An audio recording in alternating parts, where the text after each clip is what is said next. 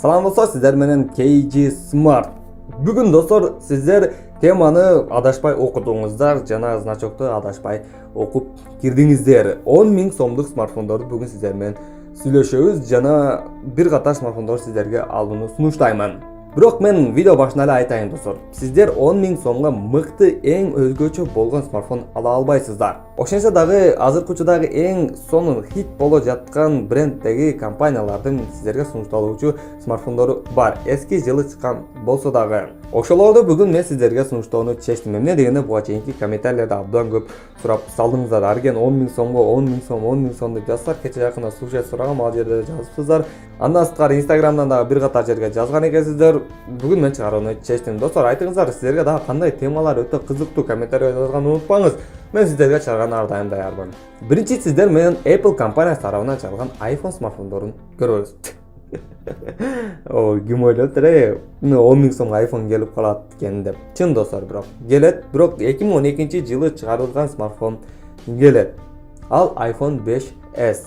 Келсе ушул смартфон тууралуу башына сіздерге кичине маалымат берейин, андан кийин өзүмдүн ой пикиримди айтамын. Экран өлчөмү 4 дюймдуу IPS матрица. Процессор иштеп чыгаруучу жагы Apple A7. Өзү S туму 1 ГБ, жалпы S туму 16 ГБ. Арка жагында камерасы 8 мегапикселдүү. 1570 мачтуу батарейканы кармаган бул смартфон азыркы учурда интернетке кире турган болсок 5000-7000 рубльге таба аласыз. Кыргызстанда дагы дал ушул баалар. Эгерде биз бунун Apple'дын официалдуу сайтына кирип iPhone 5s смартфонун карай турган болсок, ал жерде 7990 сом, почти 8000ге алсаңыз болот. Достор, сіздерге дал ушул смартфонду алыңыздар деп сунуштай албайм, бирок Apple компаниясынан ушул акчага ушул смартфонду алса болот экен. Жана мен болбоду дегенде дагы баары бир мен iPhone алам аз акчага деген адамдар карап көрсө болот. Болду достор, бул жагында iPhone смартфон жок. Башка 10 000 сомдон алды жок. 15 000, 16 000, 17 000 iPhone 6-лар бар. Эми сиздерге Samsung компаниясы тарабынан чыгарылган смартфондорду айта кетебиз. Бул жерде сиздерге эки даана смартфон сунуштай алабыз. Биринчиси Samsung Galaxy J6 2018, 5.6 дюймдуу экран, Super AMOLED экран, ошондой эле 8 ядролуу процессор, Samsung Exynos 7870. Бул смартфондо сканер отпечатка бар, дал эле ошол учурда 3000 мачтуу батарейкасы менен. Samsung компаниясы тарабынан кийинки сиздерге сунушталуучу смартфон Samsung Galaxy A10 деп аталат. Ооба достор, бул эң өзгөчө, сиздер уга элек жана көпчүлүк адамдар жакшы биле элек аппарат. Чындыгында бул кече жакында гана жарык көрдү. 6.2 дюймдуу экран, IPS матрица, процессор иштеп чыгаруучу жагына токтоло турган болсок, 8 ядролуу Samsung Exynos 7884. Ушул жерде сиздерге басым жасап жана белгилеп айта турган болсом, Samsung Galaxy A10 смартфонунда сканер отпечатка жок достор. Билип коюңуздар. Бирок эмнеге дал ушундай баада экендигин билбейм. Бун тууралуу сүйлөшүбүз керек достор. Эгерде сурасаңыздар, мен обзор чыгарууга даярмын. Комментарийге өз пикирлерди калтырганды унутпаңыздар. Бул достор, бул жерде Samsung компаниясынан сиздерге сунушталуучу 10 000 сомго чейинки мыкты смартфондор жок. 10 000ден өйдөлөр бар. Алар тууралуу өнчө сүйлөшөбүз. Бүгүн 10 000 сомго чейинки смартфондорду көрсөтөбүз.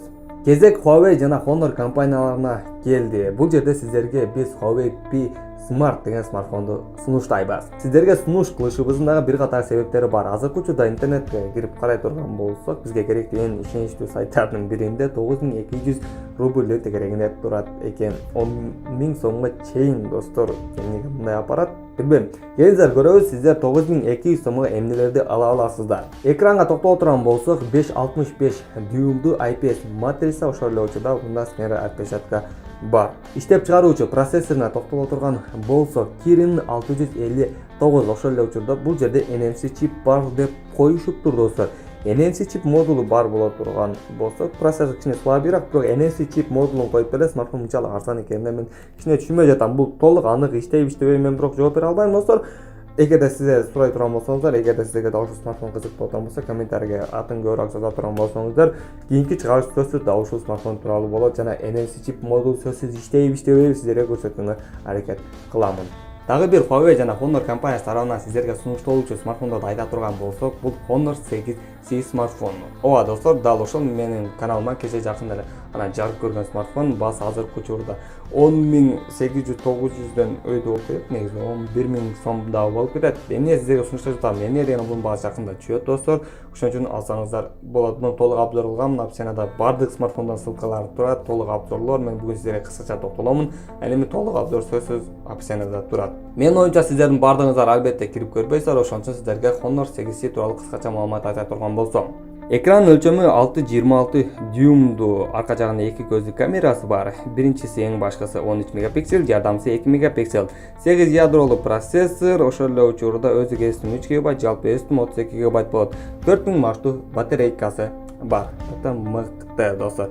Биз болсо эми эң акыркы брендке келдик достор. Мындан ары болду. Бир эле бренд калды. Бир эле компания тарабынан чыгарылган смартфондор калды. Ошонун үчүн видеону аяктайбыз. Сиздер табыңыздарчы достор. Ушул жерден видеону паузага коюп эле комментарийге жазсаңыздар болот. Кайсы компания экенин тапкылачы деп. Ооба достор. Кайсы компания ал Xiaomi компаниясы албетте сиздерге бир катар смартфондорду сунуштайбыз. Так достор, 10.000 сомго Xiaomi компаниясынан сиздер кандай смартфондорду азыркы учурда алсаңыздар болот. Эң башкысы бул Redmi GT смартфону.